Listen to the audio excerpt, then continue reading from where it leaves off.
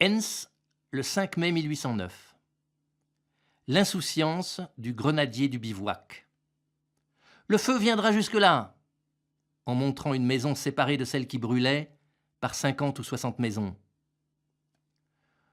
Nous avons appris que 40 ont brûlé. On a d'abord dit que 3 officiers de chevaux légers de la garde, enivrés par les seaux de vin qu'on distribuait à l'abbaye, avaient été rôtis. Ça s'est réduit, je crois, à un maréchal des logis horriblement brûlé, mais qui vit encore. Voilà de l'horreur, mais de l'horreur aimable, si l'on peut parler ainsi. Celle d'hier a été de l'horreur horrible, portée chez moi jusqu'au mal de cœur. Nous arrivâmes à Vels vers les 5 heures, fûmes fort bien logés chez un brave homme. Nous étions venus en voiture légère. Les paysans, attelés à la grosse, coupèrent les traits et la laissèrent gisante au milieu du chemin. Charles arriva tout riant nous dire cela. Il rit de tous les accidents. C'est un moyen de s'excuser de prendre la peine d'y remédier. Ce coquin de Myself, dont je pense et dis tant de mal, et que cependant j'aime beaucoup, est quelquefois comme cela. J'étais assez ennuyé à me promener dans la grande chambre sombre de mon hôte, à réfléchir que probablement Jean, notre domestique, déserterait en effet avec ce qu'il y avait de mieux dans nos malles, lorsque la voiture arriva avec les chevaux d'un chirurgien qui connaissait un peu Cluny.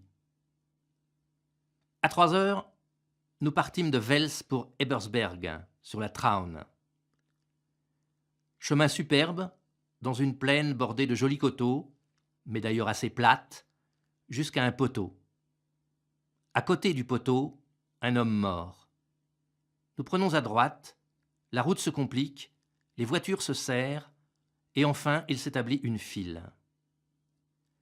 Nous parvenons enfin à un pont de bois extrêmement long sur la Traun, semé de bas-fonds. Le corps du maréchal Masséna s'est battu ferme pour passer ce pont, et, dit-on mal à propos, l'empereur tournant ce pont. En arrivant sur le pont, nous trouvons des cadavres d'hommes et de chevaux. Il y en a une trentaine encore sur le pont. On a été obligé d'en jeter une grande quantité dans la rivière qui est démesurément large. Au milieu, à 400 pas au-dessous du pont, était un cheval droit et immobile. Effet singulier. Toute la ville d'Ebersberg achevait de brûler.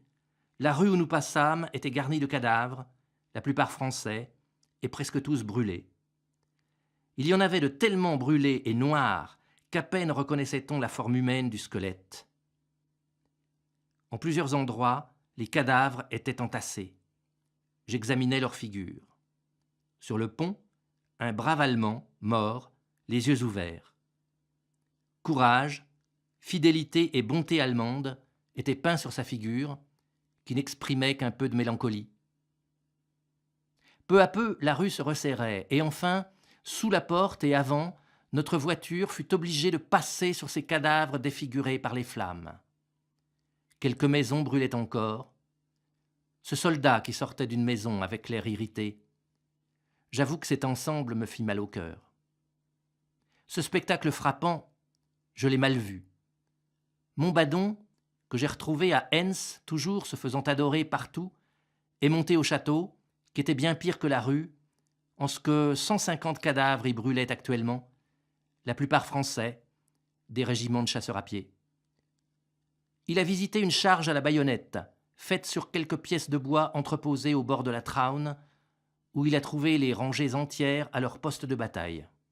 Il distinguait les Français aux favoris. Un très bel officier mort. Voulant voir par où, il le prend par la main. La peau de l'officier y reste. Ce beau jeune homme était mort d'une manière qui ne lui faisait pas beaucoup d'honneur, d'une balle qui, entrant par le dos, s'était arrêtée dans le cœur.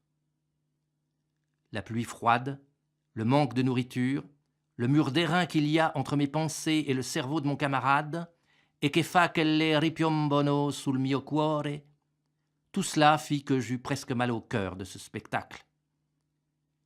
J'ai appris depuis que c'était réellement une horreur.